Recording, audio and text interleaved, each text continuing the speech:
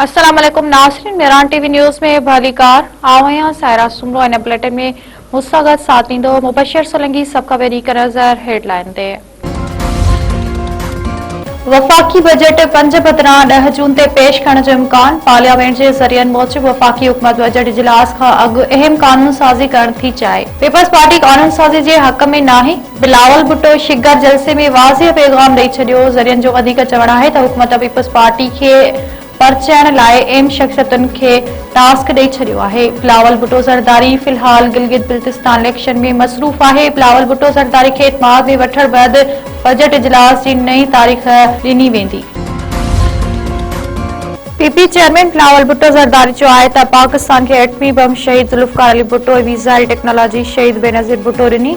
एटमी ताक़त अचण सबबि दुश्मन पाकिस्तान तरफ़ मेरी अख खणी नथो ॾिसी सघे।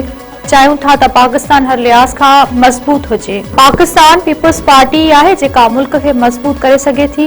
एस्कर्दू में जलसे खे ख़िताब कंदे बिलावल भुट्टो ज़रदारी चयो आहे त दुआ आहे त फील्ड मार्शल सैयद आसिम मुनीर जूं अमन वारियूं कोशिशूं कामयाब थियनि। ईरान अमेरिका जंग सबबि पूरी दुनिया माशी मुश्किलातुनि खे मुंहुं ॾेई रही आहे।